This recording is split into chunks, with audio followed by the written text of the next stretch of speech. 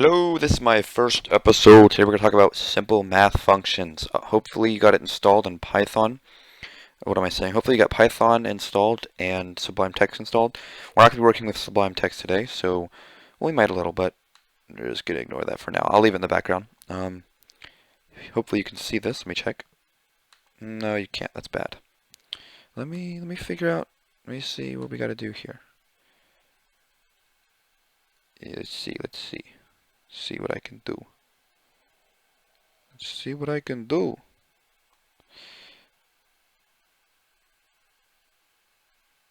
Alright, whatever. Hopefully this will work for now. So we're going to start off with simple math functions. So the math that Python has is fairly simple. It's pretty much, well, let me not say simple. I'm going to talk about the things that just come with the normal Python. What do you mean not? There's not going to be any, I'm not going to import math today, so I'm not going to use any modules with functions in it. I'm just going to use the core. So let's talk about that. Ooh, what was that? I feel like that's from a channel. I didn't mean to coin that. That was an accident. All right, so let's get into it. You can type in a number and it'll return a number. So yeah, it does basic math functions. So 1 + 1 = 2. Here, if you want to multiply, you type in an asterisk. That was wrong. That was embarrassing. Just to show that you can do that. 4. A backslash is for division, 1.0. But notice, I want to talk about that in a second. Notice that, how that says 1.0. You can do, let's see, what's 5 divided by 2? 2.5. But if you did, oops, I typed in the wrong thing. 5 divided by 2 with 2 of them, it'll round whatever you have down.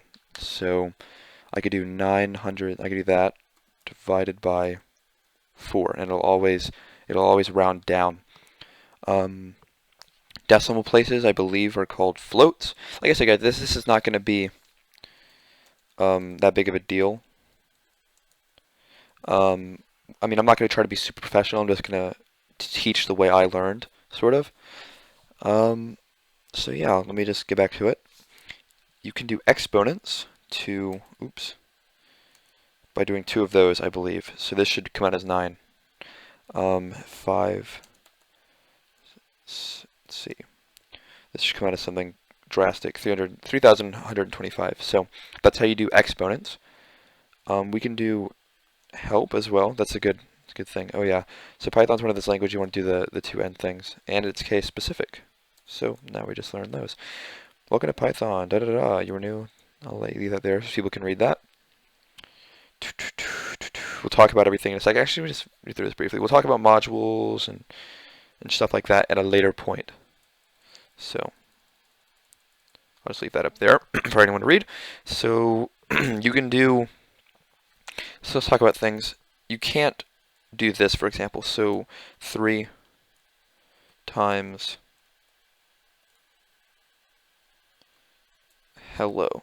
That will not work because, not the way that you'd expect it to. All right. So the way, as you'd look, see, it's not gonna. Maybe this is what's different with Python 3. Huh.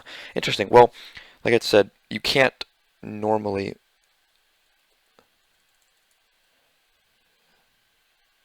Maybe. Oh, silly me. I'm very confused. That's what I meant. Okay, yeah. Okay, that was confusing. So like I had said, you can't add 3 to a number. Oh, that's because it's not defined. My bad. Here we go. It's going to give you an error because you can't add numbers and letters. You can only add numbers to numbers. You can multiply them. I thought I'd press the addition one. My bad. I was quite confused there. So that's a tip for it. There are other things, like for example, right now this says nothing. Remember that? If I do this, 5.7, it's going to be wrong. The same thing with this, 6.7. It doesn't work. So we'll talk about that at a later point. pretty much that's all I can think of math-wise. I'll probably cut the video here if I can think of more.